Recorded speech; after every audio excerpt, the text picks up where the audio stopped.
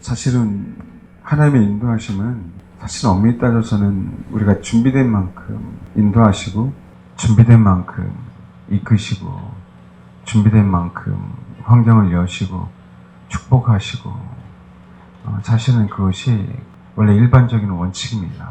우리가 앞날에 대해서나 또 환경에 대해서나 또 우리가 볼 수 있는 영역만 있고 우리가 볼 수 없는 영역까지 우리가 알 수 있다면 우리가 어떻게 하나님을 의지하겠습니까? 우리가 신이 되는 거죠. 근데 우리가 볼 수 있는 영역 외에는 알 수가 없잖아요. 그래서 하나님이 우리가 볼 수 없는 영역 가운데 하나님이 역사하시고 우리를 이끄시기 위해서 분명히 우리를 준비되기를 원하는 것 같아요. 사람마다 하나님 우리를 준비시키는 것은 사람마다 다 각자 다르거든요. 우리는 어떤 일에 대해서 예를 들면 우리가 어떤 잘못을 했다. 우리는 자꾸 그 잘못을 했다라는 어떤 그 시각과 거기에 초점을 맞추거든요. 근데 인간은 잘못 안 할 수 없어요. 원래부터 잘못된 상황에서 태어난 사람들이 원래 우리 인간들이. 저는 거기에 초점을 맞추는 게 아니라 하나님이 나에게 요구하시는 그 수준이 무엇인가? 하나님 나에게 요구하시는 게 뭔가? 지금 요 현재 내가 살아가는 데 있어서. 그러니까 우리는 사실 거기에 초점을 맞춰야 되거든요. 하나님 내가 하나님의 시각과 하나님의 관점과 하나님의 분량에 내가 맞출 수 있는 사람이겠습니다. 하나님이 우리에게 요구하시는 부분들은 우리가 그 요구하심의 분량에 우리가 그 순종함으로 말미암아 그 분량을 채울 수 있기 때문에 요구하시는 거거든요. 우리가 채울 수 없다면 하나님은 요구하지 않으셔요. 뭔가 우리가 목회자나 말씀을 읽을 때나 주변에서 어떤 메시지가 우리 계속적으로 듣죠. 듣는다는 얘기는 네가 그렇게 해야만 되는 것뿐만 아니라 네가 그렇게 할 수 있기 때문에 요구하시는 거예요.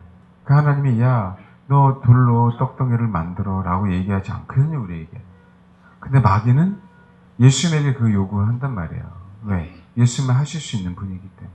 그러니까 간접적으로 마귀가 예수님이 누구인지를 너무나도 잘 알고 있는 거죠. 귀신은 귀신처럼 주님을 잘 알아요. 그래서 우리가 준비되어야 되는 거예요. 그러면 내가 볼 수 없는 영역 가운데 우리가 준비되면 하나님이 일하시는 거죠. 우리 여러분 드라마 같은 데 보면 TV 같은 데서 보면 그 드라마만 보잖아요. 우리는 TV 화면에서. 근데 드라마 세트장 한번 가보십시오. 얼마나 많은 것들이 준비되어 있는지. TV를 보면 그거는 못 봐요. 그 사람이 연기하는 것만 볼 수 있단 말이에요. 그러나 세트장 가보면 그 사람이 연기하는 것뿐만 아니라 얼마나 많은 사람들이 그 하나 찍기 위해서 그 사람을 TV의 방송에 송출하기 위해서 얼마나 많은 사람과 어떤 환경과 그죠? 도우미들이 얼마나 많은지 우리가 알 수 있잖아요. 근데 우리는 그 영역들을 인생을 살아가면서 보지 못하거든요. 하나님을 보고 계시기에 하나님이 자꾸 말씀하시는 거예요. 네가 준비되라. 네가 지금 준비돼야 된다. 그리고 그것을 말씀하시고 요구하시는 부분들 분명히 우리가 예수님을 의지해서 할 수 있기 때문에 요구하시는 거라고. 우리는 자꾸 축복만을 원해요. 그게 아니고 우리가 분명하게 준비가 되어줘야 돼요. 그게 가장 바람직해요. 우리가 준비되지 않는데 하나님 축복해 주면은요, 그 가치도 모르고요. 그 다음에 우리 인생 망합니다. 우리가 준비돼서 하나님이 이끄셔야 우리가 타락하지 않고요. 우리가 준비된 만큼 하나님이. 그러니까 우리는 성경은요, 큰 사역이 아니에요. 작은 일에 충성했느냐, 충성하지 않느냐예요. 하나님은요, 우리 인생들에게 맡긴 모든 일들은요, 수십만 명, 수백 명을 목표로 하더라도요, 잘 들어야 됩니다. 내가 삼성전자를 움직이는 CEO를 할지라도요, 하나님 앞에서는 다 작은 일이에요. 네가 작은 일에 충성했어? 내가 너에게 많은 것을 맡길 거야. 아멘? 당연하죠. 우리에게 큰 일이 아니에요. 하나님 보시기에는 작은 일을 맡긴 거라고. 왜요? 준비가 됐기 때문에. 그러니까 여러분, 준비가 돼야 돼요. 그래서 때를 기다리는 거예요. 물이 있는 거라고요. 때가 되니까. 그 나무가 열매를 맺으면 하니까, 그죠? 열매를 맺게 하시는 거잖아요. 준비하고 있으면 됩니다. 그래서 하나님이 그렇게 이끄실 수 있도록. 이해되시죠? 그렇게 이끄실 수 있도록 우리 중심이 준비되면 됩니다. 준비되면 어련히 주님은 우리 이끄십니다. 우리는 몰라요. 우리는 세계를 움직이는 게 아니고 우리는 주님이 하라는 것만 하는 인생들입니다. 근데 자꾸 우리가 세계를 움직이려고 하고 큰 걸 하려고 하니까 우리가 그르치는 거예요. 자기가 한다라고 생각하는 거죠. 자기가 한다라고. 아닙니다. 다 작은 일이에요. 다 작은 일이다. 단 우리가 준비되고 주님이 하라는 것만 하면 됩니다. 사람들은 우연이겠지. 맞아, 우연일 수 있어요. 근데 여러분, 왜 자꾸 우연히 이런 식으로 필연처럼 계속 인생 가운데 되풀이 될까요? 준비되면 하나님이 일하시고, 준비되면 일하시고, 그죠? 준비되면 우리는 모르지만 하나님은 여신다는 거죠. 하나님의 방법을 우리가 따라갈 수가 없어요. 그러니까 꼭 저와 여러분이 준비되시길 바랍니다. 요구하시면 다 달라요, 여러분. 하나님 우리에게 준비하시는 그 요구하시면 다 다르다고요. 뭔지 아시겠죠? 그냥 내가 일상에서 주님이 나에게 요구하시는 것에 아멘. 왜? 잘 들으세요. 아무리 힘들고 아무리 어렵고 아무리 내 감정적으로 뭔가 준비가 안 됐어도요. 주님이 말씀하시고 요구하시는 부분들은요. 할 수 있기 때문에 요구하시는 거예요. 그리고 내가 너를 도와주려고 한다라고 말씀하시기 때문에 요구하시는 거예요. 근데 우리는 겪어보지 않았으니까 우리의 고집으로, 우리의 생각으로, 우리의 이론으로 안 한단 말이에요. 그게 얼마나 무서운지 아십니까? 그게 오늘 탕자 얘기 중에서 마다들의 부분이에요. 마다들의 부분은요, 우리는 너무 마다들에 대한 얘기를 많이 들었잖아요. 근데 우리가 또 들어야 될 이유가 뭐냐면 너무 심각해요. 자기 주관, 자기 고집, 자기 생각, 어떻게 쓰든지 자기의 어떤 생각과 자기의 계획과 자기가 열심히 살았던 이 모든 것들을 통해서 다 바꾸려고 해요, 자기가. 자기가 아버지를 바꾸려고 하고, 아버지의 마음을 바꾸려고 하고, 아버지의 계획을 바꾸려고 하고, 아버지의 뜻을 바꾸려고 하고. 이 얘기하면 나는 안 그래. 나는 안 그런 게 어딨어요. 저부터 시작해서 여러분들은 다 마찬가지 그 요소가 얼마나 많은지 아세요? 실제로요. 우리가 준비되면, 여러분 봐봐요.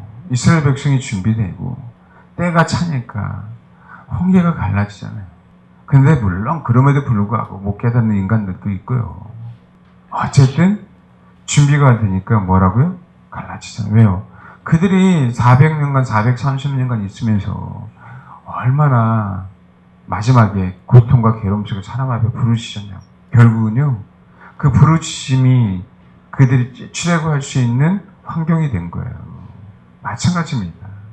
내가 환경이 어려움 속에서 힘든 상황 속에서 우리는 누굴 찾아요? 하나님을 찾는 거예요. 내가 주어진 삶에서 열심히를 다하는 거예요. 그동안 안 했거든요. 근데 학생은 학생답게 최선을 다하는 거고 직장인 직장답게 최선을 다하는 거잖아요. 하나님 그 상황을 만드는 거예요. 우리는 성도니까 성도답게 하나님 보시기에 합당하게 살려고 최선을 다하는 거라고요. 그걸 보시고 하나님이 뭐 하는 거예요? 응답하시는 거라고. 그걸 보시고. 그러니까 때가 되고 준비만 되면 주님이 이끄신다. 단 하나님을 시험하지 마십시오. 내가 준비 안 되고 내가 이렇게 고집불통인데도 하나님 나를 사랑하시니까 그렇게 이끄시겠지. 하나님을 절대 시험하지 마세요.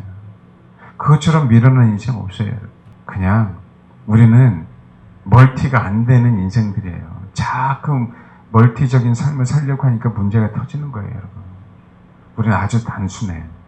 하라고 하면 하고 하지 말라고 하면 하지 말아야 되는 하나님의 사람들이다. 아주 단순하게 살아야 돼요. 컬러풀하게 보려고 하지 마시라고요. 그것 때문에 여러분, 사람의 인성이 바뀌어요, 여러분. 칼라 시대가 되고 나서부터 바뀌었어요. 그게 나쁜 게 아니라요. 사람을 사람답게 만들기도 했죠. 그게 문제가 됐어요. 사람을 사람답게 만드는. 왜요? 점차 하나님에 대한 인식이 줄어들어가요. 사람은요, 꾸미기 시작하면서부터 순수함이 없어지는 거예요, 여러분. 나라는 사람은 잘 보여야 되잖아요. 정말이잖아요. 왜요? 내가 꾸미면서 별 생각 다 해요, 여러분. 예쁘게 보이려고 하는 게 나쁜 게 아니에요. 잘 보세요. 순수함이 얼마나 많이 사라지는지. 아이들 어린 애들 봐봐요. 순수함이 사라지기 시작하잖아요. 그럼에도 불구하고 아이들의 걸맞게 행동하게 해야 되는데 이 시대 문화는 자꾸 할 수 있도록 부추기잖아요. 그렇죠. 말 그대로 정말 제정신으로 그 다음에 진짜 어른들 깨어있는 사람들을 보십시오. 아이들은요, 아이다운 게 예쁜 거거든요. 학생, 여고생 같은 경우에 중학생 애들, 그 화장 안 한 생 얼굴이 얼마나 예뻐요. 순수하게. 근데 걔네들이 똑같이 하고 다니잖아요. 쌍둥이처럼. 신기하게. 옛날에 한참 깻잎 머리 할 때는 어떻게 딱 달라붙이고 다니는지. 다 쌍둥이 같아. 근데 걔네들 생각 봐봐요. 순수함이 조용만 사라졌잖아요. 그러니까 순전한 젖을 사모할 수가 없어요, 여러분. 시대가 발달되면 발달할수록 그럴 겁니다. 그럼 뭐 하는 거예요? 이유, 핑계가 많이 생겨, 우리 인생 가운데. 단순하지 않아요. 주님이 하라 그러면 하고, 하지 말라고 하면 하지 말아야 되는 것들이 아니에요. 거기에 파생되는 이유들이 너무 많은 거예요. 순복하는 게 너무나도 힘들어졌어요. 혹시 오해하지 마십시오. 근데요, 문명이 발달되면 발달될수록 항상요, 하나님을 대적했습니다. 성경에 분명히 나와 있잖아요. 바벨탑 시대는요, 분명히 엄청나게 발달된 시대예요. 그 얘기는 하나님 천지창조 이후에 노아 홍수 이후에, 그렇죠, 문명이 엄청나게 발달된 시대가 바벨탑이에요. 뭐 한다고요? 하나님을 드시는 거예요. 앞으로 가면 갈수록 사람들이 하나님을 더욱더 찾습니까? 우리나라에 전도하는 게 쉬워졌어요? 그러니까 자꾸 어떻게 해요? 동남아, 우리나라 아이들 지금 전도하는 거 쉬워졌습니까? 너무나도 어려워졌죠. 근데 아직 그 나라들은요, 순수한 거예요. 왜 이렇게 됐을까요? 사람이 변해서 그래요. 순수하지 않아졌어요. 그러니까 어떻게 됩니까? 어떤 면에서는요, 하나님이 탕자에 대한 부분들을 용인하는 것일 수도 있어요. 왜? 아버지는 기다렸거든요. 탕자를 항상. 이 부분이 우리가 이해할 수 없는 부분들이에요. 왜냐하면 우리는 탕자면 자기 인생만 알거든요. 그렇죠. 우리는 하나님이 아니잖아요. 마찬가지네요. 우리는 우리 눈앞에 있는 것만 알지만 하나님이요, 모든 것을 주관하시는 분이기에 우리 힘으로 안 되는 것들을 만드시는 분이다. 그러니까 뭐 하면 돼요? 준비하면. 우리 인생들도 그렇게 깨달았으면 좋겠다는 거예요. 그러니 준비되라고. 네가 잘하는 요소, 네가 잘하는 게 아니야. 네가 잘하는 부분도 내가 도와줘야 돼. 네가 못한다고? 네가 못해서 내가 너를 안 사용하는 게 아니야. 이 마음가짐, 자세 준비되면 돼. 아멘? 그겁니다. 저 여러분이 그렇게 준비되시기를 바랍니다. 아멘. 아멘? 하나님이 못하실 영역이 있으신 게 아니라는 거예요. 우리가 준비되라고 하시는 거죠. 사람마다 다릅니다, 여러분. 아시겠죠? 꼭 준비하십시오. 그러길 바랍니다. 우리 말씀을 보겠습니다. 누가복음 예배에 대한 얘기 잠시 본문을 그냥 우리 마가복음 7장을 본문을 읽고요. 누가복음 15장 얘기를 하겠습니다. 마가복음 7장 1절부터 30절까지 1절부터 30절입니다. 읽겠습니다. 그 예배는 하나님을 우리의 중심으로 보시잖아요. 우리의 중심이 하나님을 향해 있으면 그 예배는 겉으로 나타난 표현으로 분명히 보여지게 되거든요. 그러니까 우리가 하나님 앞에 죄를 졌거나 하나님 앞에 감사하거나 하면 제사를 드리잖아요.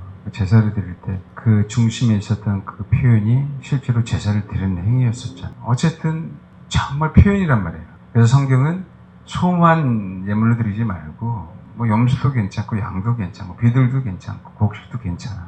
이 얘기를 하고 있는 거예요. 그 얘기는 액수가 중요한 게 아니라 가부의 두 랩돈처럼 정말 네가 마음이 있다면 그 랩돈, 그 생각을 전부 내가 그것을 너가 나를 향한 그 사랑의 마음으로 드린 것을 내가 알아 라고 그 표현으로 알 수 있다는 거죠. 그러니까 표현이 우선이 아니라 주님이 우리의 중심을 보시고 우리의 중심이 주를 향해서 확고해졌다면 그 확고한 사람들은 분명하게 표현으로 나타난다는 거예요. 그 오늘 예배에도 마찬가지예요. 여기 한번 보세요, 여러분. 7장에 보면 바리새인들 자기들이 정해놓은 장로들의 유전과 그 다음에 전통들, 그들은 하나님의 말씀뿐만 아니라 자기들 장로들의 전통이 그들 안에 있었어요.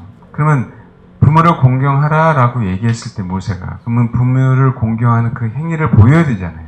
잘 보세요. 그런데 아버지나 어머니를 모욕하는 자는 죽음을 당하라. 모욕하면 분명히 죽임을 당하는 거잖아요. 그렇죠? 그 얘기를 했는데 일단 내 부모를 공경하라. 요 얘기를 봤을 때 봐봐요. 11절. 너희는 이르되 사람이 아버지에게나 어머니에게나 말하기를 내가 들이 유익하게 할 것이 고르반 곧 하나님께 드림이 되었다고 하기만 하면 그만이라고 했어요. 그 얘기는 결코 행동으로 보이지 않았어요. 부모를 공경하는 행위를 보이지 않았다는 거예요. 이해하십니까? 부모를 공경한다면 부모를 공경하는 행위를 보여야 된다는 거죠. 그 중심만이 아니라. 그렇죠? 근데 이들은 뭐 하라고요? 결코 행하지 않았어요. 결코. 세례 요한도 예수님도 그랬잖아요. 회개에 합당한 열매를 맺으라 그랬어요. 회개하라 천국이 가깝다라고 얘기하면서 뭐라고요? 회개에 합당한 열매를 맺어라. 그러니까 회개에 따른 합당한 열매를 맺는 게 뭐라고요? 그게 제사란 얘기, 그게 예배란 얘기. 부모를 공경하라라고 얘기했으면 공경하면 예배가 된 건데, 그렇죠? 공경이라는 단어가 제가 말씀드렸잖아요. 제가 말씀 안 드렸나요? 공경이라는 단어 얘기하면서 이게 히브리어로 보면은 뭐라고요? 그러니까 부모를 공경하라라고 하는 히브리어 언어는요, 하나님 앞에 그 영광 돌린다는 의미하고 똑같아요, 여러분. 그 얘기는 부모를 공경하지 않았다는 얘기는 하나님 앞에 영광 돌리지 않았다는 얘기예요. 출애굽기 20장 보세요. 12절. 십계명이죠. 똑같아요. 십계명에 대한 얘기가 출애굽기 20장에도 나오고 신명기 5장에도 나와요. 근데 봐봐요. 출애굽기 20장 12절 보니까 내 부모를 뭐라고요? 공경하라. 그러면 내 하나님 여호와가 내게 준 땅에서 내 생명이 길리라 라고 얘기한 건 하나님이 이런 축복을 주신다는 거 아니에요. 이런 축복을 주신다는 얘기는 하나님이 예배받았다는 얘기거든요. 하나님이 영광이 됐기 때문에 우리에게 축복을 주시, 하나님이 영광이 안 되는데 우리에게 어떻게 축복을 주셔요, 그분이. 우리에게 저주를 주시지. 그렇지 않나요? 이 부모를 공경하라는 단어가 동사로는요, 카베드, 명사는 카보드예요. 이게 무겁다는 뜻이거든요. 이게 영광이라는 뜻이에요, 영광. 공경이라는 단어가 히브리어. 동사로는 뭐라고요? 카베드, 명사는 카보드라고. 무겁다는 의미에서 나왔어요. 시편 22편 한번 보세요. 23절. 여호와를 두려워하는 너희여 그를 찬송할지어다. 야곱의 모든 자손이 그에게 뭐라고요? 영광을 돌릴지어다 라고 나오죠. 하나님의 임재의 상징인 그 무거움은 영광을 얘기한단 말이에요. 그러니까 부모를 공경하라는 의미는 뭐라고요? 하나님 앞에 예배한다는 의미하고 동일한 거예요. 왜요? 하나님의 영광을 받으시기 때문에. 근데 이들은 뭐라고요? 말만 했단 말이에요. 말만. 분명히 하나님을 사랑한다는 것은 말이 아니라 말과 더불어 뭐가 돼요? 표현이 됩니다. 그렇죠. 하나님을 예배하는 행위는 말만 아니라 표현하게 돼 있단 말이에요. 그렇지 않으면 예배가 아니잖아요. 그러니까 나는 하나님 사랑해요 라고 해놓고 말만 해놓고 하나님이 허락하신 그 길을 안 가는 거는 사랑한 게 아니잖아요. 주여 믿습니다 해놓고 행위가 나타나지 않으면 그 믿음이 아니잖아요. 그렇죠. 회개했다고 해놓고 그 합당한 열매가 맺어지지 않으면 회개한 게 아니란 거예요. 여러분 봐봐요. 누가복음 15장에 탕자에 대한 얘기 나오면서 오늘 지금 맏아들에 대한 얘기를 끝내겠습니다. 탕자에 대한 얘기 너무 잘 알아요. 근데 여기 한번 봐봐요. 돼지 먹는 쥐음 열매로 배를 채우고자 하되 주는 자가 없었어요. 돼지를 치고 있는데 16절. 그러니까 스스로 뭐 했어요? 돌이켰죠. 이 의미 정신을 차렸다는 거예요. 내가 그렇게 부잣집 아들로 태어났는데 내가 이방 땅에 가서 돼지를 치고 있고 그거 먹을 것도 없는 거 보니까 정신을 반짝 차렸어요. 그리고 봐봐요. 이렇게 얘기하는 거예요. 내 아버지에게는 양식의 풍족한 품꾼이 얼마나 많은가. 나는 여기서 줄여 죽는구나. 내가 일어나 아버지께 가서 이르기를 아버지 내가 하늘과 아버지께 죄를 지었사오니 지금부터는 아버지 아들의 일컬음을 감당하지 못하겠나이다. 나를 품꾼 하나로 보소서 하리라라고 마음 먹고 얘기하고 있는 거예요. 그렇죠? 근데 마음 먹고 얘기하고 아버지 앞에 안 왔다면 그게 예배가 아니라고. 분명히 이 상황이 내가 하늘과 아버지께 죄를 지었어. 이건 회개잖아요. 내가 회개하겠다라고 한 거잖아요. 아멘? 근데 아버지께 안 왔어. 회개한 거예요? 회개하지 않은 거예요? 회개 당연히 안 한 거잖아요. 만약에 내가 회개한다라 그 마음이 있었다면 회개 합당한 열매를 맺는 아버지 앞에 분명히 와야지. 부끄럽지만. 부모를 공경하라 했으니까 부모를 공경한다면 부끄럽지만 작은 거라도 부모를 공경해야 되잖아요. 근데 이들은 뭐라 했다고요? 말로만. 하나님 앞에 드림이 됐어. 하나님 앞에 또 드렸어요? 안 드렸어요. 그러니까 하나님은 우리의 중심을 보시는데 그 하나님이 우리의 중심을 보는 거고 그걸 이용하지 말라고요. 그 하나님 내 중심은 그러지 않아요. 알아요. 그 중심을 그렇다는 거. 근데 네 중심이 그러면 분명하게 거기에 대한 열매가 나타나야 되잖아. 거기에 대한. 네가 분명히 회개했어? 탕자처럼. 하나님은 탕자를 정죄하시는 게 아니잖아요. 성경에 보십시오. 아직도 거리가 먼데 아버지의 그를 보고 치근 여겨 달려가. 목을 안고 입을 맞추니. 이 분위기는 뭐예요, 여러분? 아직도 거리가 먼데 탕자가 뭐 전부를 쳤습니까? 핸드폰 했어요? 언제쯤 내가 회개하는 마음으로 갈 겁니다. 이게 아니잖아요. 항상 뭐 했다고요? 항상 기다리고 계셨다고, 항상 탕자가 돌아오기를 기다리고 계셨어요. 근데 아버지가 중심을 아시는 분이니까 내가 돼지를 치면서요, 쥐음 열매도 먹을까 말까 하면서요, 내 중심은요 아버지를 향해서 항상 있었잖아요. 내 마음을 모르세요? 그러면 어떻게 아버지가 찾아가요? 아니죠. 탕자에게서 회개했다면 다시 아버지께로 복귀하는 게 회개잖아요. 그게 회개에 합당한 열매라고. 아멘? 우리 이거 너무 많이 잘 알죠? 이 복귀하는 게 표현이란 말이에요. 이 복귀하는 게. 많은 사람들이 또 내가 많은 것들을 표현하지 못하더라도 내가 하나님을 사랑한다고 하는, 내가 잘못했습니다라고 하는, 내가 다른 사람들을 용서하지 않았어요라고 하는 그 부분에 대한 뭐요? 표현. 탕자 입장에서 뭐 한 거예요? 아버지께로 가는 거지. 그 마음만이 아닌 내가 정말 잘못했으면 잘못한 당사자에게 가서 아버지 내가 이렇게 깨닫고 났더니 이렇게 잘못했습니다. 나를 품고 나를 보셔요. 이게 회개에 합당한 열매라고. 이럴 때 신분이 다시 회복되는 거지. 내 중심은 안 그래요. 하나님은 내 마음 아시죠? 알아요. 네 마음을. 아신다고. 근데 분명하게 뭐라고요? 분명하게 아버지에게 그런 고백들을 하는 거예요. 아버지에게. 왜? 탕자는 아버지께 잘못했잖아요. 그 잘못된 사람에게 분명히 고백하게 돼 있다고요. 옛날에 그런 영화 있었다 그러잖아요. 뭐 저는 보지도 않았지만 그 전도에 나오는 미령이라는 영화. 내용은 몰라요. 근데 그 사람을 이젠 진짜 용서해 주려고 교도소를 찾아갔더니 그죠? 그 입에서 나오는 말이 하나님이 나를 용서했기 때문에 괜찮다. 하나님 내 죄를 사해줬다. 속 뒤집어지는 거지. 맞아요. 하나님이 당신을 용서하셨어요. 그 마음속에. 그러면요. 그 사람이 찾아왔을 때 그 얘기를 감히 할 수 없는 거예요. 그렇죠. 죄송하다. 당신의 그 한마디가 나를 살리고 왜 용서해 줬으니까. 당신의 그 한마디가 하나님의 사랑이라고. 그렇게 얘기해야지 당연히. 맞아요. 사람을 괴롭힌 한겨는 하나님 앞에 잘못한 거죠. 그러나 여러분 그 당사자가 버젓이 살아있다고. 성경은 그렇게 얘기하지 않아요. 성경 분명하게 뭐라고요? 회개에 합당한 열매. 그게요 레위기에 나오는 제사법 중에 속건제란 말이에요. 속건제. 그건 배상에 대한 부분이에요. 그건 또 보상에 대한 부분이라고요. 남의 물건을 훔쳐갖고 남의 짐승을 죽였는데 당연히 배상해야 될 거 아니에요. 그 합당한 보상을 해야 될 거 아니에요. 아니야 그거 하나님 앞에 내가 드렸어. 그러면 어떻게 되는 거예요? 내가 하나님 앞에 속죄했어. 속죄제를 드려서 그건 속죄제지. 자기가 잘못한 거였어야 돼요. 하나님의 심기를 편하게 해드리는 게 번제란 말이에요. 하나님의 심기는 마찬가지로 사람의 심기를 편안하게 하라고 하는 게 뭐라고? 속건제란 말이에요. 성경은 분명히 하나님을 사랑하고 이웃을 사랑하라고 그랬어요. 그 따로따로 놀 수 있는 부분이 아니에요. 분명하게. 하나님의 심기도 그 불편한 심기를 해소해 드려야 되지만 우리가 예배드림으로 사람의 심기도 그 불편한 것을 해소시켜 주는 게 하나님의 뜻이란 말이에요. 하나님이 원하시는 거다.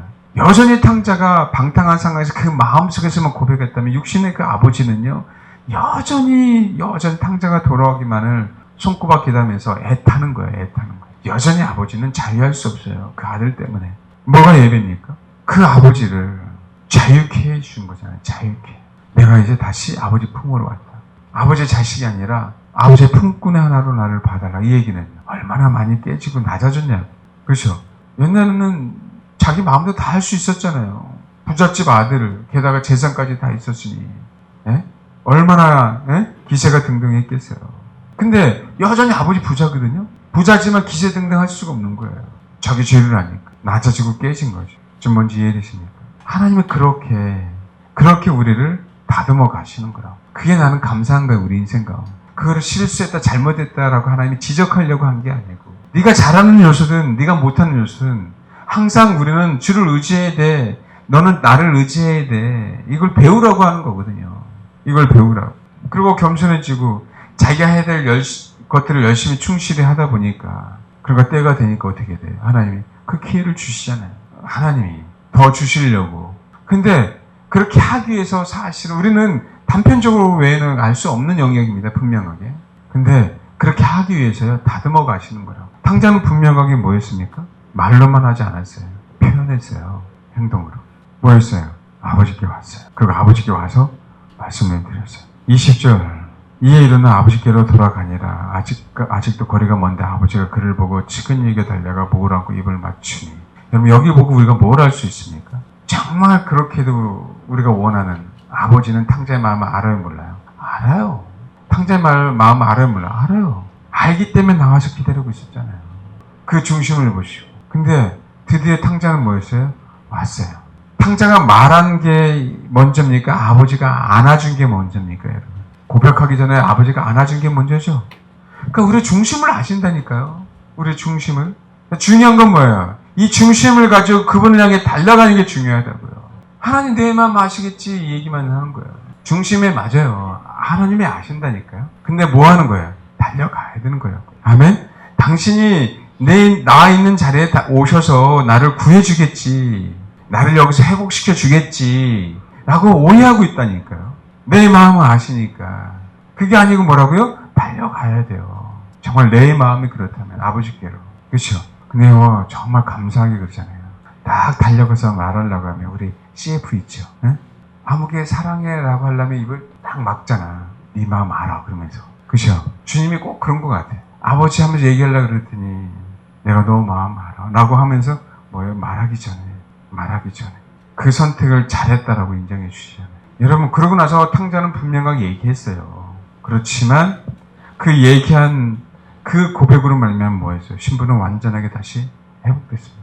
욥이 욥처럼 의로운 사람은 어디 있어요? 근데 욥의 본성을 하나님이 깨트려 주시면서 다시금 2배의 축복을 주셨죠. 물론 죽은 아들 딸들이지만 그들도 욥의 자녀고 새로 태어난 아들 딸도 욥의 자녀고 탕자도 마찬가지입니다. 탕진했지만 하나님께서 허락하신 유산이었고 다시 유산을 받을 거는 뭐예요? 다시 또 자녀로서 회복된 유산이잖아요. 이게 2배예요. 회개에 합당한 열매는 우리에게 2 몫을 허락하신단 말이에요. 이게 하나님 아버지의 마음이에요, 여러분. 이스라엘이 회개하지 않았기 때문에 장자의 신분을 잃어버린 거예요. 그러니까 회개한 영혼들에게 장자의 신분을 허락하심을 말미암아 뭐한가라고요? 2배의 몫을 주시는 거예요. 2배의 몫을. 다른 게 예배 아닙니다. 아버지를 향해 달려가는 거예요. 내 마음속에 회개를 하고자 하는 그 마음가짐, 그 고백이 있었다면 달려가는 게 뭐라고요? 예배라고 표현하셔야 됩니다. 하나님, 나는 가진 게 없어요. 내 마음 아시죠? 말을 아셔요. 근데 여러분, 하나님이 과연 2 렙돈을 받으실까? 고민하지 않았어요. 너무 창피한데? 고민하지 않았어요. 왜요? 그때 당시에 헌금은 뭐예요? 헌금을 딱 넣으면요, 뜨르륵 소리가 났단 말이에요. 부자 사람들은요, 보란듯이 어떻게 되세요? 동전을 부을 거 아니에요. 그러면 요란한 소리가 났어요. 그 얘기는 헌금을 많이 냈다는 거예요. 그 사람이 가서 헌금을 냈는데 소리가 요란해. 종이돈이 아니잖아요. 지금처럼 온라인이 아니잖아요.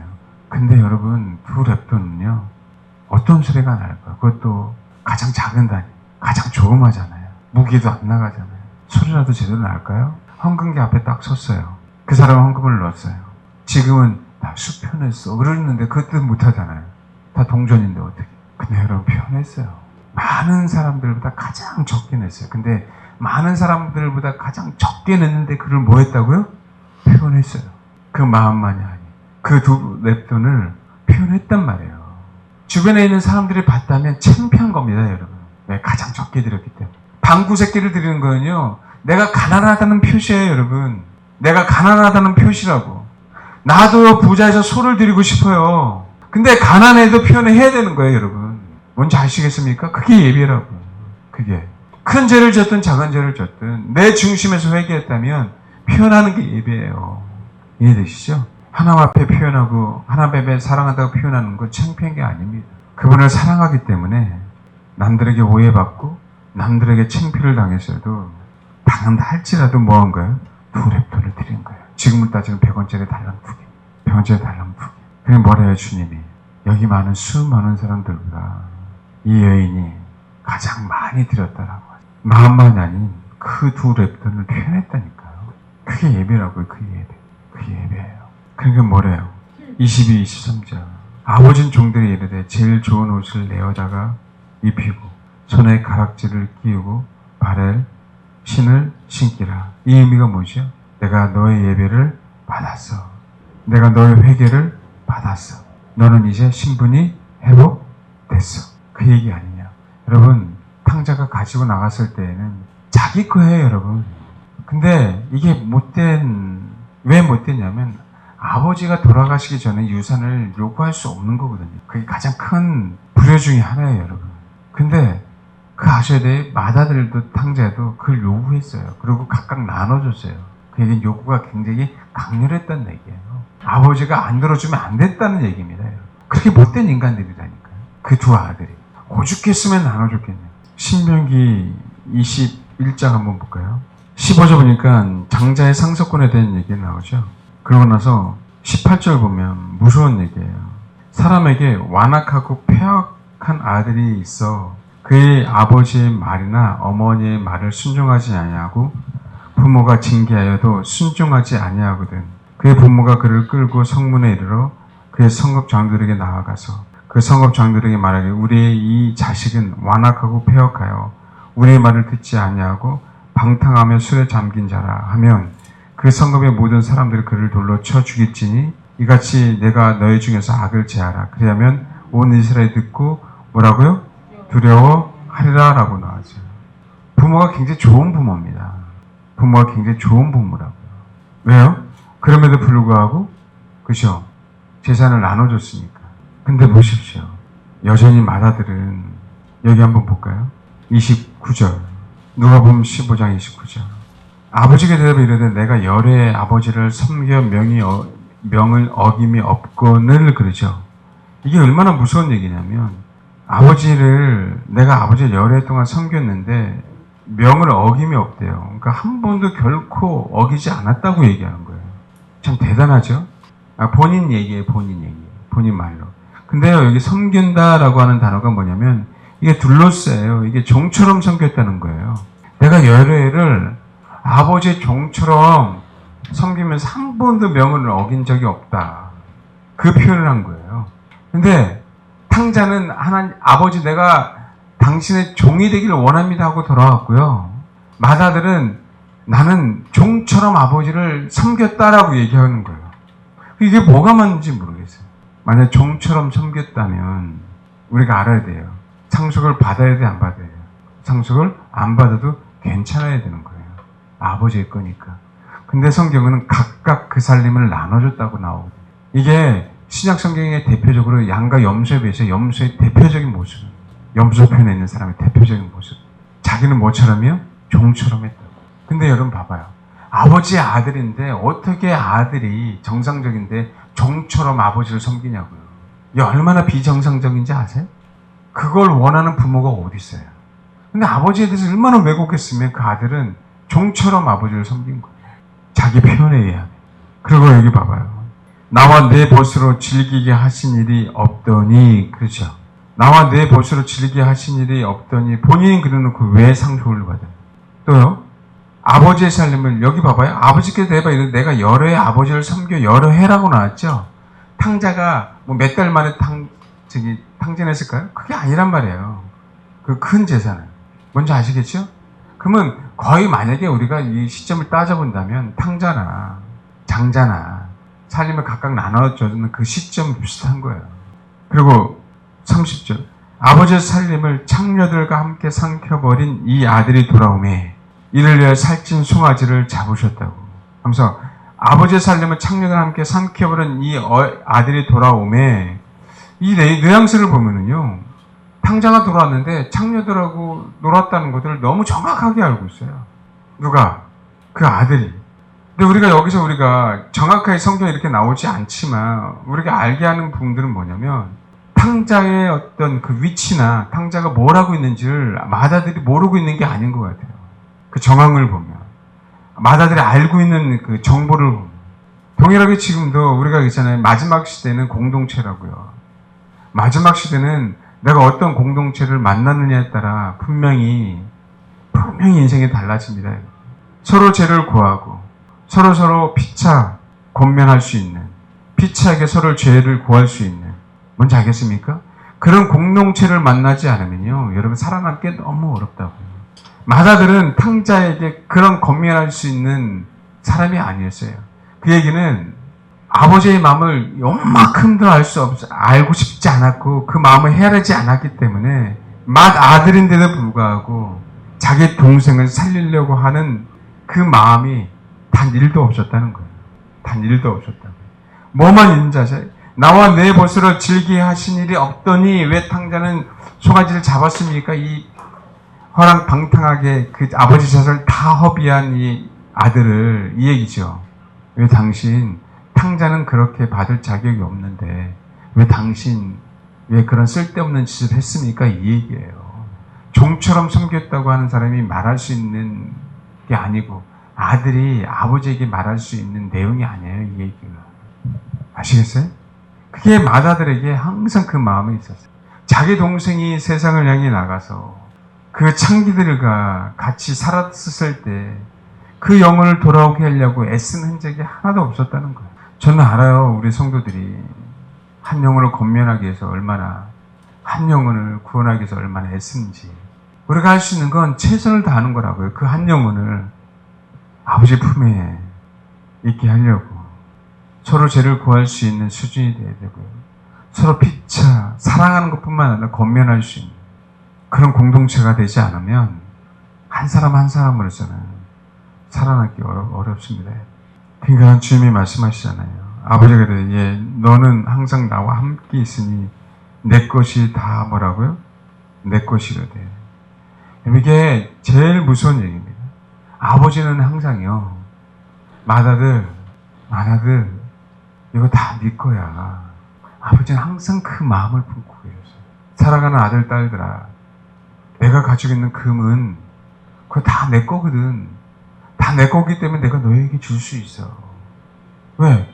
금도 내 것이고 은도 내 것이라고 말씀하시잖아요. 여호와 하나님이. 근데요, 맏아들이 못 믿은 거고요. 못 믿기 때문에 탕자가 재산을 상속받을 때 각각 나눠졌다는 의미는요. 맏아들도 뭐 한 거예요? 요구했다는 거예요. 정황상. 알겠습니까? 그러니까 나눠주죠. 아버지 나는 싫어요. 나중에 아버지가 돌아가실 때 유산으로 받으면 돼요. 정상적인 맏아들이라면 당연히 그렇게 얘기해야 되는 거 아니에요? 그렇죠. 근데 아니라고요. 항상 맏아들 가운데는요. 아버지의 마음을 몰랐어요. 비참하게. 여러분, 세상의 분은요. 주님 거예요. 그분이 갖고 있는 거예요. 세상을 창조하신 분이고요. 얼마든지 불을 창조할 수 있어요. 그 만들 수 있는 분이라고요. 근데 우리가 이걸 몰라요. 어떻게든지 하늘의 나라에 있는 보물창고에서 뭔가를 나의 부여의 축적에서 빼내보자 하는 그 마음이 없어요. 주님은 그렇지 않다는 거예요. 내 것이 다 내 거야. 이게 아버지의 마음인데, 이 아버지의 마음, 아버지의 계획, 아버지가 나눠주려고 하는 그죠? 그 유산을 상속해 주려고 그 어떤 그 사랑의 마음, 자녀에게 주려고 하는 그 마음을 정말 몰랐어요, 맏아들. 그러니까 아버지에게 이런 표현을 주죠. 이게 비극인 거예요. 맏아들은요, 모르고 아버지 곁에 있었어요. 모르고. 그 얘기는 장자인데 장자 신분을 잃어버린 거죠. 봐요. 이삭은요, 에서를 축복해 주려고 했어요. 근데 에서는 신분을 잃어버리고 생각했죠. 똑같은 상황들이 벌어진 거예요. 말하고 있죠. 내 것이 다 네 거야 라고 얘기할 때는 여러분 아셔야 돼요. 내 것이 다 네 거야 라고 얘기할 때는 아버지가 그 얘기할 때는 맏아들 너는 내 거야 라고 하는 표현이거든요. 너는 내 거기 때문에 내가 너에게 모든 것을 다 주는 거야 라고 얘기하는 거거든요. 이게 지금 어떤 의미인지 아시겠어요? 그럼 이 앞에 15장에 있는 내용은 잘 읽어보십시오. 잃어버린 양 누구 거야? 아홉 마리의 양도 그쵸? 주인 거지만 그 잃어버린 한 양도 누구 거예요? 주인 거예요. 뭔지 알겠죠? 목자는요 그거 찾아야 되는 거예요. 10 드라크마 한번 보십시오. 한 드라크마를 잃어버렸어요. 이게 뭔지 아시겠어요? 남편이 아내에게 주는 장식용 그쵸? 그걸 드라크마로 표현한 거란 말이에요. 근데 10개가 뭐라고요?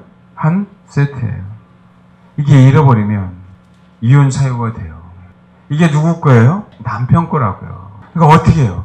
내가 남편의 사랑, 그분 안에, 그 사랑 안에 있으면 이 10개는 증표니까 사랑해. 어떻게 해서든지 찾아야 되는 거예요. 이해되시죠? 마찬가지입니다, 여러분. 아버지에게 있어서 맏아들이든 작은 아이든 누구 거예요? 아버지 거예요, 여러분. 그래서 아버지 품을 떠난 탕자는 아버지이기 때문에 아버지는 찾아야 되는 거예요. 근데 아버지의 품에 있었던 그 맏아들은 아버지 품에 있었기 때문에 아버지는요, 야, 내 것이 다 네 거야 라고 얘기할 수 있었던 왜? 아버지 안에 있었잖아요. 그런데요, 맏아들은 그 안에 있으면서 아버지의 것이 되지 않았다니까요. 우리가 주일 오전에 얘기하는 여호와의 것이 되지 않았어요. 왜? 아버지 집에 있습니다. 그럼 어떻게 된 거예요? 아버지는 다 내게 네 거잖아 라고 했는데 맏아들의 삶과 그 신앙 고백으로 말미암아 마다들은 에서처럼 모든 걸 다 잃어버렸습니다. 아버지를 공경하지 않았죠. 상속받기를 원했지만 공경하지 않았습니다. 상속받고 허랑방탕했었지만 아버지 품으로 들어왔어요. 아버지를 공경했습니다. 당장. 아버지를 공경하는 게 뭡니까? 우리가 하나님을 공경하는 게 뭐예요, 여러분? 내가 누구의 소유물인지를 아는 거잖아요. 내가 누구 품에서 나왔다는 걸 아는 거잖아요. 여러분, 아버지가 가장 제일 좋아하는 게 아이고 내 자식 아니에요? 그죠? 맞아요. 나는 아버지 자식이에요. 이럴 때 아버지가 가장 기뻐하지 않습니까?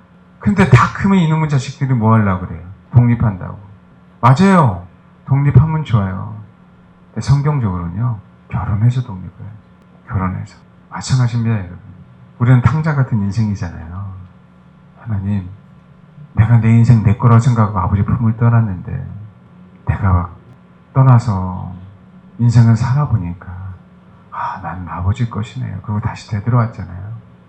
그게 아버지를 공경한 거고 그게 예배예요.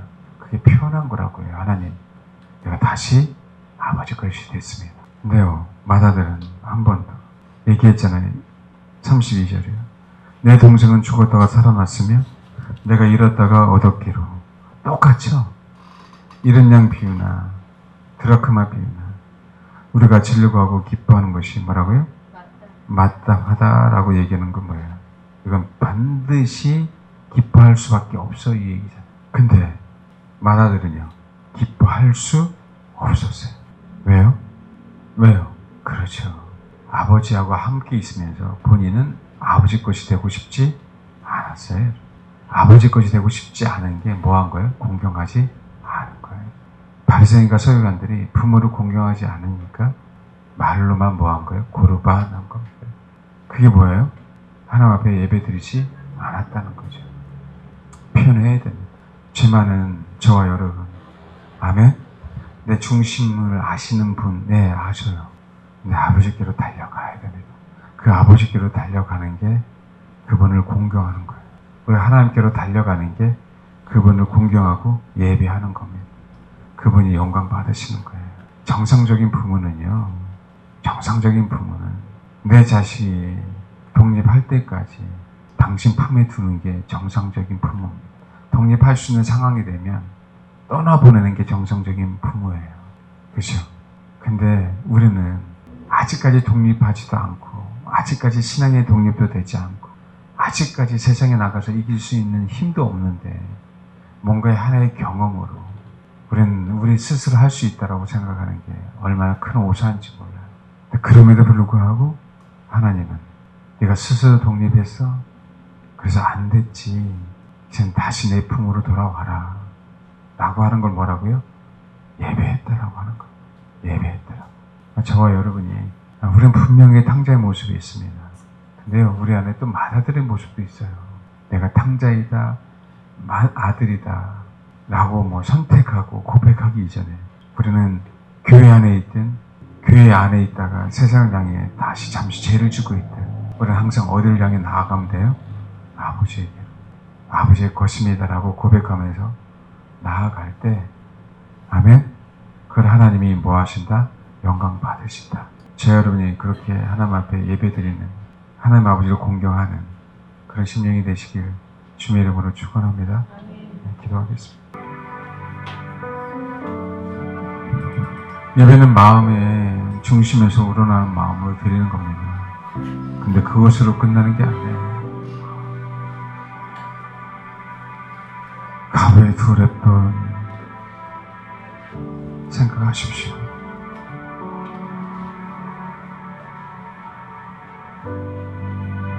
보잘것없는 것을 드리는데 그 보잘것없는 것을 드린다고 수많은 사람들이 손가락질 할 수도 있어요. 많은 사람들은 땡그랑 소리를 내면서 많은 걸 드리는데 내가 하나님 앞에 드리는 것은 달랑 두레돈.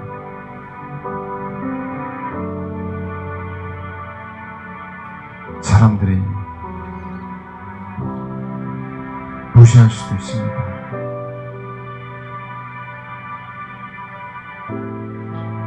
근데 여러분, 그 표현을 한 그 여인을 향해서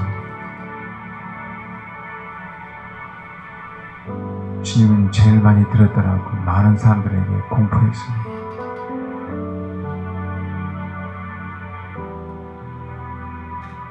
표현해야 됩니다. 마음만이 아니라 내 중심에 정말 주를 사랑한다면, 내가 정말 하나님 앞에 회개했다면 회개에 합당한 열매를 보여주셔요.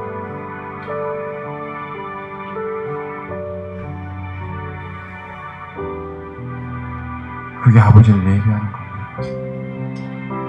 저와 여러분 그렇게 예비하기를 바랍니다. 기도하겠습니다. 아버지를 향해서 달려나가는 그 예배, 내 삶을 되돌아보고 나의 본성을 되돌아보고 회개하며 아버지의 품을 향해 달려나가는 그 예배, 그 예배에 합당한 열매, 회개에 합당한 열매를 맺는, 그래서 다시금 상속자로서 회복받고 다시금 아버지의 것으로 우리 신분이 되돌아가는 그런 예배를 드리는 귀한 성도 될 수 있도록 축복해 주옵소서. 예수님의 이름으로 기도합니다. 아멘.